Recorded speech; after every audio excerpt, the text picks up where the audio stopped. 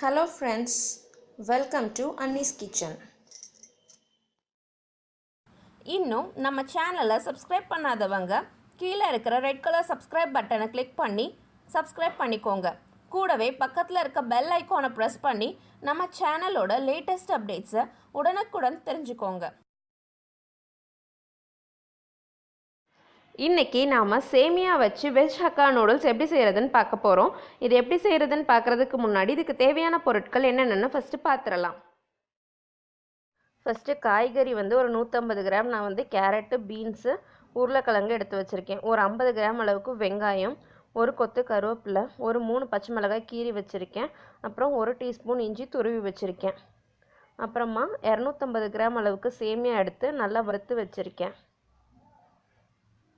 அப்புறம் எண்ணெய் ஒரு 3 டேபிள் ஸ்பூன், அப்புறம் 1 டீஸ்பூன் அளவுக்கு கரம் மசாலா, உப்பு தேவையான அளவு. ஃபஸ்ட்டு அடுப்பத்தை வச்சு பேன் வச்சுக்கோங்க. பேன் சூடானதும் எண்ணெய் சேர்த்துக்கோங்க. எண்ணெய் சூடாகிற வரைக்கும் வெயிட் பண்ணலாம். இப்போது எண்ணெய் நல்லா சூடாகிடுச்சு. ஸோ இந்த ஸ்டேஜில் நம்ம துருவி வச்சுருக்க இஞ்சி போட்டுட்டு கீறி வச்சுருக்கிற பச்சை மிளகாவையும் போட்டு நல்லா ஃப்ரை பண்ணிக்கலாம். இது ஓரளவுக்கு நல்லா ஃப்ரை ஆனதும் நம்ம இதில் வெங்காயம் சேர்த்துக்கலாம்.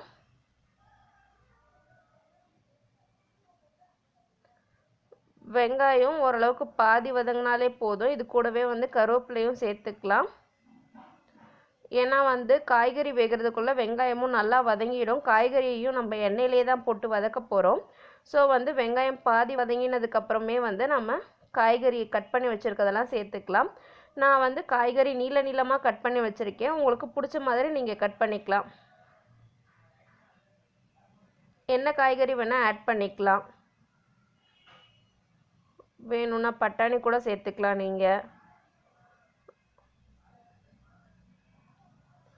இந்த காய்கறியை ஒரு 2லேருந்து 3 நிமிஷம் வரைக்கும் எண்ணெயிலே நல்லா வதக்கிடுங்க.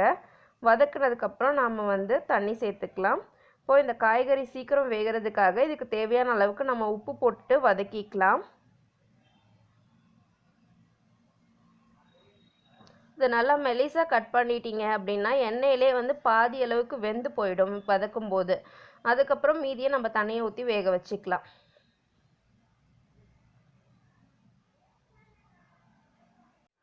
இப்போ காய்கறி பாதி அளவுக்கு வதங்கிடுச்சு. ஸோ நான் தண்ணி சேர்த்துக்கிறேன். இப்போது காய்கறி நான் 150 கிராம் எடுத்துருக்கிறதுனால 1.5 டம்ளர் அளவுக்கு காய்கறிக்கு நான் தண்ணி சேர்த்துக்கிறேன். அதுக்கப்புறம் சேமியாவுக்கு 1 டம்ளர் சேமியாவுக்கு நான் 1.5 டம்ளர் தண்ணி சேர்த்துக்க போகிறேன். ஸோ நீங்கள் எத்தனை டம்ளர் சேமியா எடுத்துக்கிறீங்களோ அதுக்கேற்ற அளவுக்கு நீங்கள் தண்ணி சேர்த்துக்கோங்க. இப்போது இதோடையே நம்ம கரம் மசாலாவையும் சேர்த்து மிக்ஸ் பண்ணிடலாம்.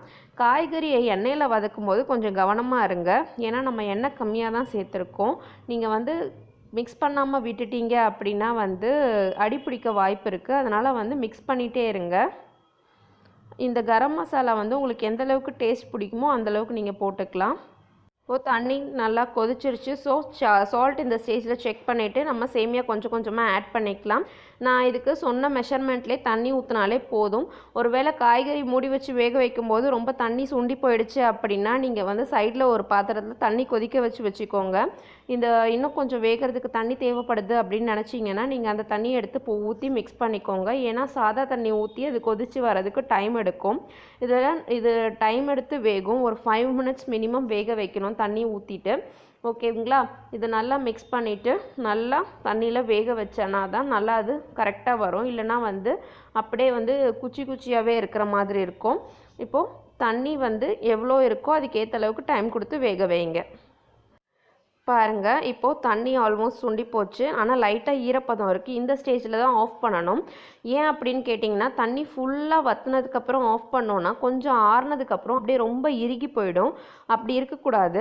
அதனால் இந்த மாதிரி ஈரப்பதத்தோடையே ஆஃப் பண்ணிட்டோன்னா ஆறுனதுக்கப்புறம் கரெக்டான பதத்தில் இருக்கும். இதுக்கு வேணும்னா நீங்கள் கொத்தமல்லி தூவி கார்னிஷ் பண்ணிக்கலாம். இப்போது நம்மளோட வெஜ் ஹக்கா நூடுல்ஸ் சேமியா வச்சு சூப்பராக ரெடி ஆகிடுச்சு. இப்போ நம்ம இதை அடுத்து சர்வ் பண்ணிடலாம். இந்த ரெசிபியை நீங்களும் உங்கள் வீட்டில் ட்ரை பண்ணி பார்த்துட்டு உங்கள் கமெண்ட்ஸை எங்களுக்கு சொல்லுங்கள். இந்த ரெசிபி உங்களுக்கு பிடிச்சிருந்துச்சுன்னா எங்களோட வீடியோவை லைக் பண்ணுங்கள், எங்கள் சேனலை சப்ஸ்கிரைப் பண்ணுங்கள், அண்ட் உங்கள் ஃப்ரெண்ட்ஸுக்கும் இந்த வீடியோவை ஷேர் பண்ணுங்கள். Thank you friends.